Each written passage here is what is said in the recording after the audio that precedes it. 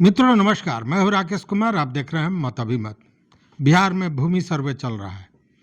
हालांकि त्यौहार का समय है, मौसम है, उस स्थिति में सर्वे का काम थोड़ा धीमा जरूर है। लेकिन आप जानते हैं कि दिवाली बीता, छठ आ गया और छठ में बिहार के लोग जो देश के अन्य क्षेत्रों में रहते हैं, वही नहीं विदेश में भी रहने वाले लोग, बहुत लोग छठ के समय अपने गांव आते हैं।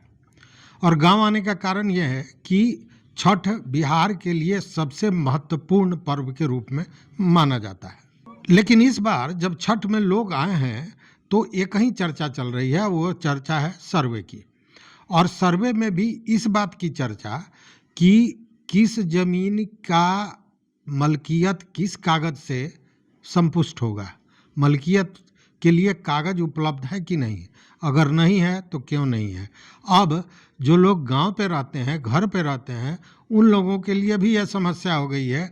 एक तो वो परेशान थे कागज को बटोरने में, कागज को इकट्ठा करने में, कागज का इंतजाम करने में। अब वो सुन भी रहे हैं कि भैया आप गांव पे रहते हो, इतना तो ध्यान देना चाहिए था। अब ये अलग टेंशन है। खैर, इसी टेंशन में कुछ चीज़ें सामने आई हैं, वो बड़ा महत्वपूर्ण है और वो जानने वाली चीज़ है।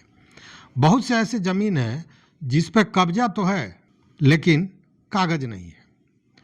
अब कब्जा है और कागज नहीं है, पता भी नहीं चल रहा है कि कब का है, कब से है, तो बड़ी मुश्किल है कि करें तो क्या करें, कागज लाएं तो कहाँ से लाएं।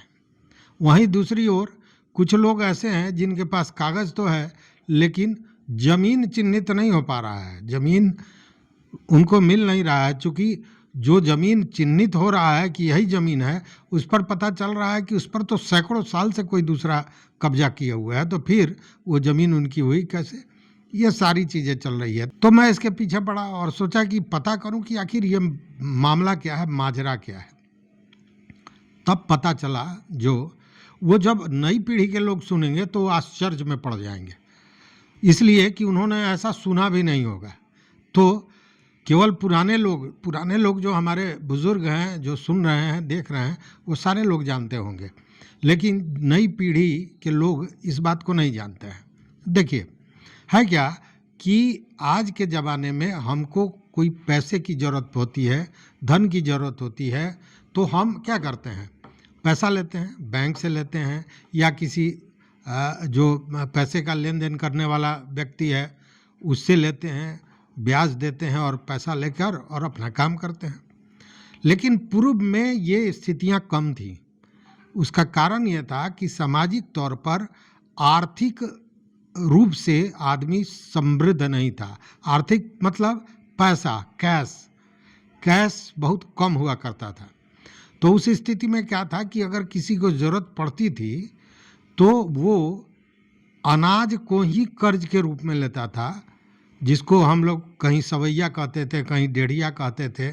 मतलब कि अगर हमको ज़रूरत है तो हम किसी सेठ के यहाँ गए, सेठ के यहाँ मतलब उस समय जो गांव के मानजन हुआ करते थे, गांव के समृद्ध व्यक्ति हुआ करते थे, उनके यहाँ जाते थे, उनसे 1 क्विंटल धान ले लिया और धान के बदले में उनको अगर डेढ़िया पर है तो अगले साल 1.5 क्विंटल धान वापस करना पड़ता था। मतलब कि 1 क्विंटल मूल जो हम कर्ज ले रहे हैं और आधा क्विंटल उसमें ब्याज, 1.5 क्विंटल। उसी तरह सवैया होता था, अगर 1 क्विंटल आप लिए तो 1.25 क्विंटल वापस करना पड़ता था।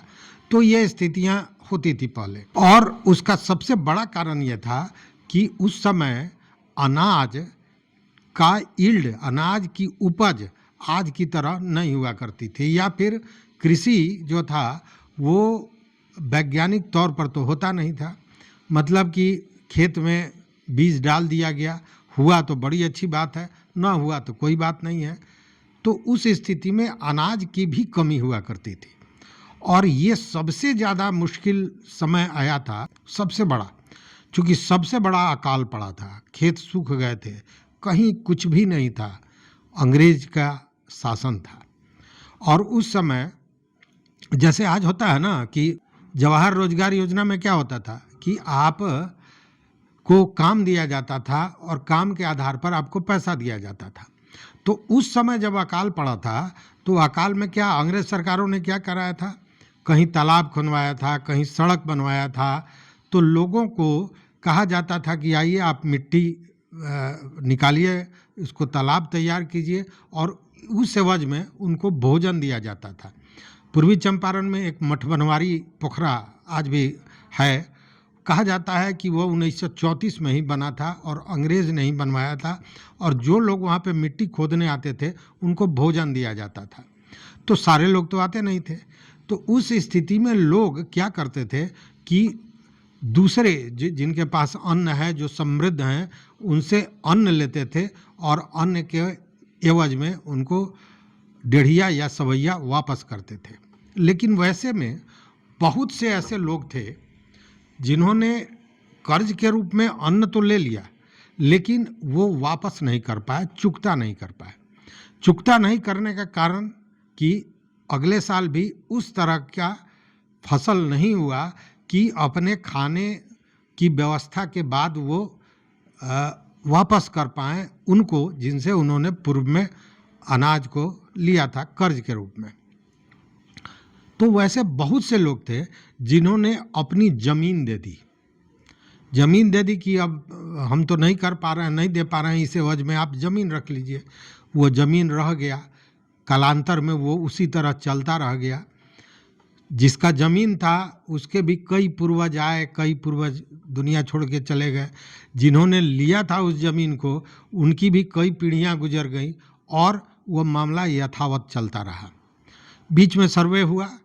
जब सर्वे हुआ था उस समय कुछ जो तेज लोग थे, जो होशियार थे, ज़मीनी मामलों के जानकार थे, उनमें से बहुत लोगों ने उस ज़मीन को अपने नाम से भी करा लिया, उसकी जमाबंदी करा ली। लेकिन बहुत से लोग थे जिन्होंने जमाबंदी नहीं कराई। अब ये मामला अब सामने आ रहा है। हालांकि बहुत बड़ी संख्या तो नहीं है, लेकिन है, ऐसी स्थितियां हैं कि ज़मीन है, कागज़ नहीं, और कहीं कागज़ है तो ज़मीन नहीं, और उसके मूल में कहीं ना कहीं वही पुरानी चीज़ें हैं। कुछ चीज़ें ऐसी हैं जिसमें कागज़ नहीं है, कब्जा हमारा है, तो वो है, कभी बाढ़ हो गया, कभी अगलगी हो गई, उसमें कागज़ नहीं है, तो उस कागज़ को तो उपलब्ध करा लिया जाएगा, वो तो मिल जाएगा। लेकिन जो कागज़ 1934 और 1934 के पूर्व का है, खतियान में किसी और का नाम है, खतियान भी पूरा उपलब्ध है कि नहीं, अभी मुश्किल में पड़े हुए हैं लोग कि उसको ढूंढें तो कहाँ से ढूंढें, और कागज़ है नहीं, कब्जा उनका है और आज से नहीं, पीढ़ियों से है। उस स्थिति में यह बड़ी मुश्किल हो गई है कि करें तो करें क्या। अब उसमें एक चीज़ बड़ी सहायक हो रही है उन लोगों के लिए जिन लोगों ने किसी तरह एन केन प्रकार करके उस ज़मीन को की जमाबंदी अपने नाम से करा ली है या रसीद कटाना शुरू कर दिए हैं।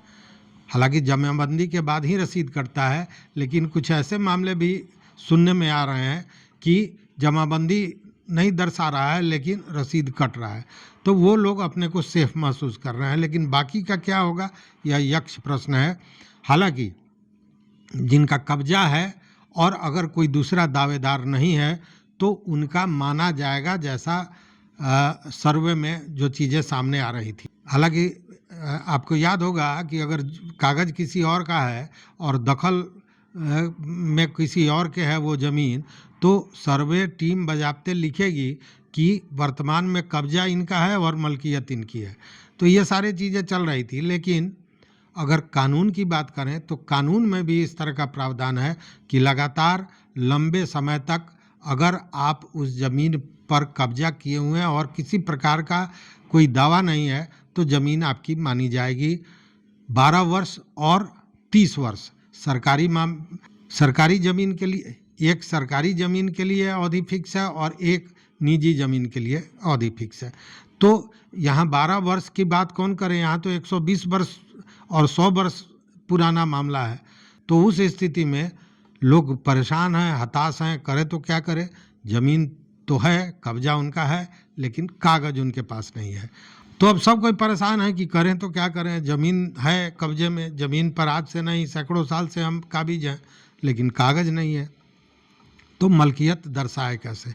तो खैर इसमें कानून का भी सहारा लिया जाएगा, अगर इसमें नहीं होता है तो, चूँकि कानून में भी ऐसा प्रावधान है। दूसरी बात कि वह ज़मीन कोई गरमजरुआ या खास या गरमजरुआ आम इस तरह का भी नहीं है, वो रैयती ज़मीन है और रैयती ज़मीन पर वो व्यक्ति काबिज है। तो आज नहीं तो कल ज़मीन की मलकियत तो मिलेगी, लेकिन यह एक द्वंद्व जरूर बना हुआ है। तो मुझे लगा कि इस बात की जानकारी देनी चाहिए, और ख़ासकर वो जो इसके मूल कारण में है, वो अकाल का समय, जब दाने दाने के लिए लोग मोहताज हुआ करते थे, तब की बात में, मतलब लगभग आज से 90 साल 95 साल के लगभग वो समय हुआ। खेती बहुत कम हुआ करता था, और ये गेहूं वगैरह तो बहुत बाद में आया, गेहूं वगैरह तो बहुत बाद में आया। उस समय धान और मक्का, अलुआ, इन्हीं चीज़ों की खेती हुआ करती थी, और इसी से लोग लेन देन किया करते थे। तो मुझे लगा कि इन बातों को भी शेयर करना चाहिए, और ये परेशानी भी लोगों में शेयर करनी चाहिए। तो इस वीडियो में बस इतना ही मित्रों। चैनल पर नए हो तो निश्चित रूप से सब्सक्राइब कीजिए, लाइक कीजिए, दोस्तों के साथ शेयर कीजिए, और अपना विचार इस पर दीजिए कि क्या आपके यहाँ भी उस तरह का, उस अकाल के काल में कोई चीज़ बनी थी जो आज के डेट में सच पूछे तो ऐतिहासिक हो गई है। तो कमेंट जरूर देकर बताइएगा। देखते रहिए मत अभिमत। बहुत बहुत धन्यवाद, बहुत बहुत धन्यवाद।